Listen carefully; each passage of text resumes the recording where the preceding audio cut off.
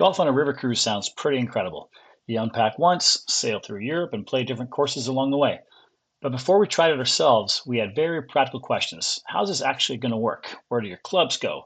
How do you get to the course? What happens if the ship moves while you're out playing golf? And is this really a seamless golf experience or just a cruise with a few tee times added on?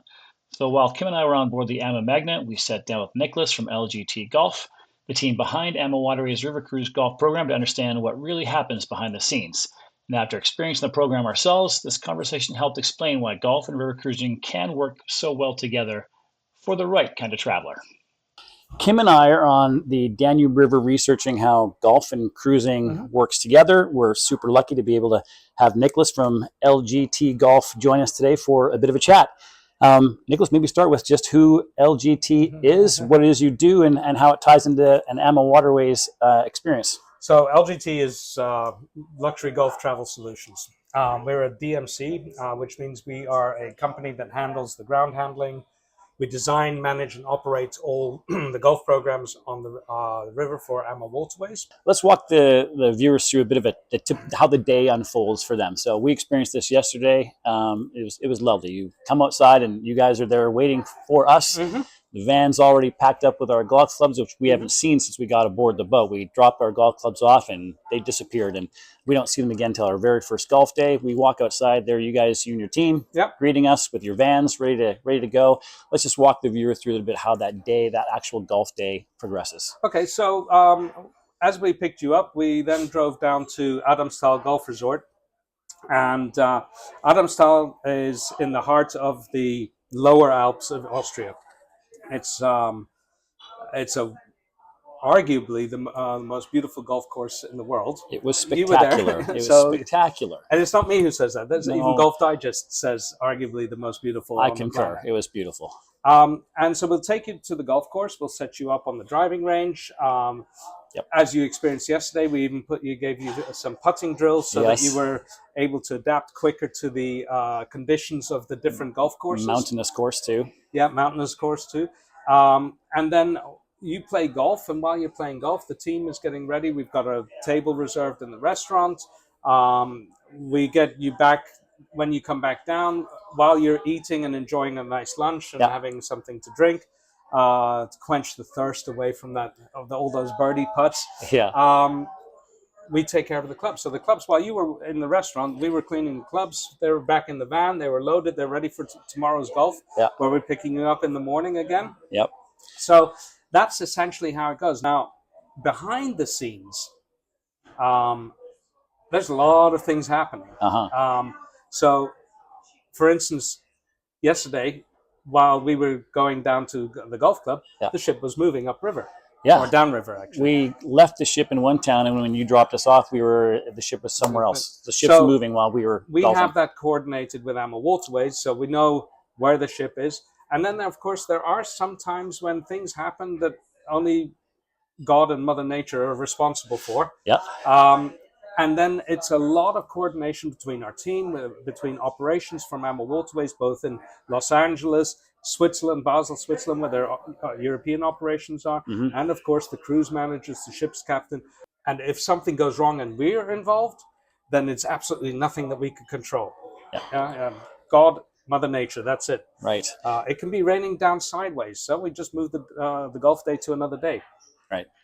This is something I maybe didn't fully appreciate before talking to Nicholas. There can be a lot of organization and logistics in the background. If there is weather delays, or if the river is too low or the river is too high, which can happen. Sometimes there are adjustments to the schedule. Well, instead of you being the one trying to figure out how to coordinate all those changes and rebook tee times and transfer to the right locations, LGT Golf is going to be helping you look after those kinds of logistics. So, I mean, you guys also do land-based tours. Yes. How you started to describe a little bit about that, but how would this differ from a land-based experience? Well, you've got a luxury travel floating hotel that goes along, follows you along the river. You unpack once when you get on board, and you pack again when you leave.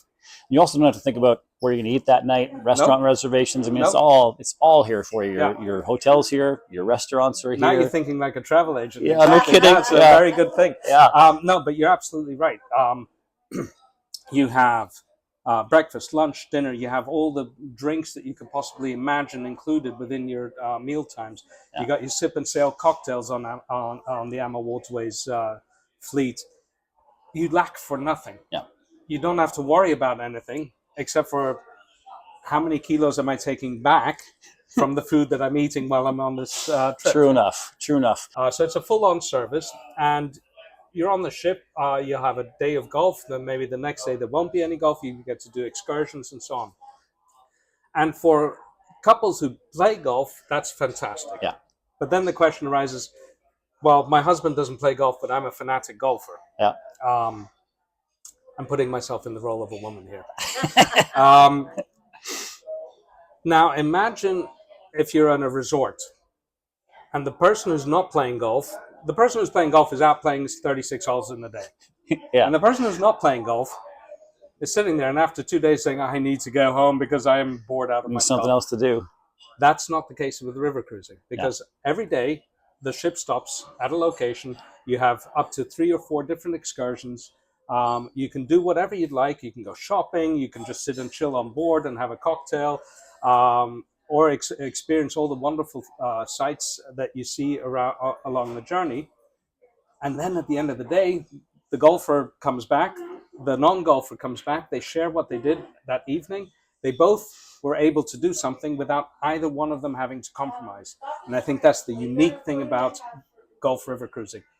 I want to jump in and add just some additional perspective. One thing we did not fully appreciate before going on this research trip was that when you're golfing, it's a full day. So you are not out in the morning and then back by lunch to spend the rest of the afternoon in whatever city the ship happens to be docked in that day. When you leave shortly after breakfast, and you aren't coming home typically until the dinner hour. So these are full day outings.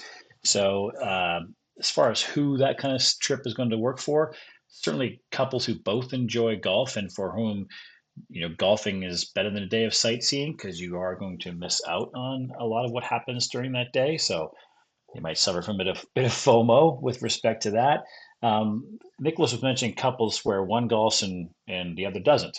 That can work just fine as well too. But understand that these are full days apart. So for not the right couple with not the right sort of understanding about what that means, it might feel like a bit of a separate vacation at times. So go in making sure you understand what that might mean. Might even work better for groups of people where groups of folks golf and don't golf, groups of friends, relatives, etc. So for those that aren't going on the golf trip, for example, they can enjoy time with family and friends while other parts of the group are off golfing. That could also be a good fit as well. You don't have to play golf. Your partner can play. You can both play. You don't have to be a tour professional. That was one thing I was going to ask you about too, because coming for our first time, you think there's going to be some heavy duty like scratch golfers, and there's amateurs like Kim and I might feel a little bit intimidated potentially. But tell us about the type of traveler this might be a good fit for. The type of traveler that this this would be fit for are the people that want to have fun on a golf course. They play golf because they enjoy playing golf, not because they think they're the next Tiger Woods. Sorry, Tiger, but yes. The point I'm trying to make is this is a holiday. Yeah. And this is what my life has been in the last 10, 12 years, is about creating an environment where you can enjoy your golf holiday.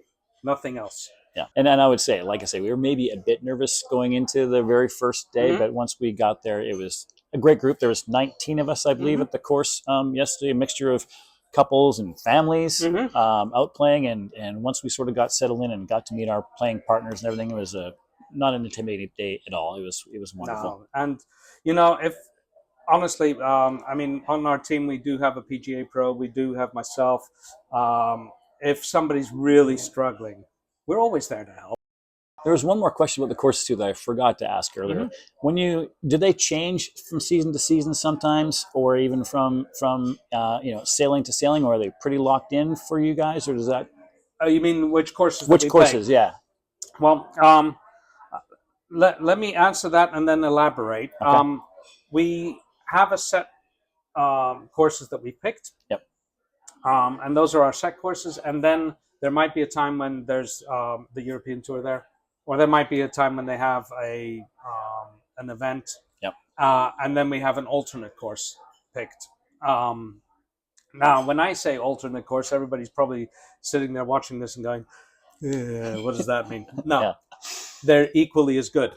It's just we have to decide on one or the other. Sure. Now, how do we decide? I think that's maybe the more interesting. Okay. For a number of years, I was a panelist for Golf Digest. So I would go around the world. Well, whenever I went around the world, Yeah. I would take my golf clubs with me, as you do. Another job that sucks, it sounds like. Another job that sucks.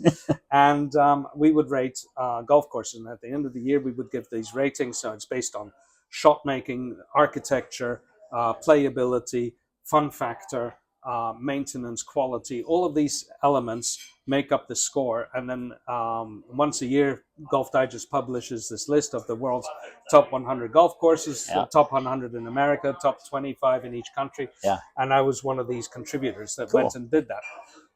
In order to do that, you have to know a lot about golf architecture, how they design them, why they design them, and so on. And using that knowledge is how I picked the golf courses. Nice, that's amazing. It's not because the European Tour were there. In fact, I've discarded a golf course because it's just simply too difficult to play. Even for myself as a scratch, it's too difficult to play. And there's no point in playing a course where the only thing you're going to do is come off the course and you're going to be frustrated. Why? You Yes. don't want that. You want to come off cheesy and grinning. Yes. Yeah. Is there anything we did not cover off today that you think would be important for people to know? The earlier you book, and I'm not doing this as a sales thing, but the earlier you book, the better. Because what happens is I get the information from AmaWaterways that there are X amount of golfers on such and such a date. I can book those in 6 months, a year in advance, where most, if you're just on your own, you can only book at most clubs 2 weeks in advance. Yeah. I get to book 6 months or a year in advance. So that means I can almost guarantee the tee times. The only thing that's going to dislodge that is a European Tour event or a major tournament event. So the earlier one books, the better. Cool, that's awesome. And we are very much looking forward to another round of golf tomorrow. And working with you and your team has been great so far. So we appreciate it so much. Thank you very much. Thank you. So our biggest takeaways is that this is not just a cruise with golf bolted onto it. It's a coordinated golf travel experience built around the river cruise. From the club handling and the transfers to tee times, course relationships, and behind-the-scenes coordination with the ship. For the right traveler, that can remove a lot of the friction that can come with a golf trip. You unpack once, the ship moves with you, the golf days are handled, and the rest of the journey still gives you the culture, the food, scenery, onboard experience that makes river cruising so appealing. That said, it's also important to be realistic. These are full golf days, so if only one person in a couple plays golf, or if you're traveling with a bunch of non-golfers, just think carefully about the rhythm of that kind of a trip. But if you like the idea of combining golf, river cruising, and a more seamless travel experience, AmaWaterways golf program is absolutely worth a closer look. If you want to hear more about what we experienced on board Ama Magna and with LGT, or if you're wondering whether this kind of trip would be a good fit for you, reach out to us at Beyond the Green Journeys. We'd be happy to talk you through it. And if this video was helpful, please give it a like, subscribe to the channel, and follow along as we continue to explore golf journeys that go beyond the green.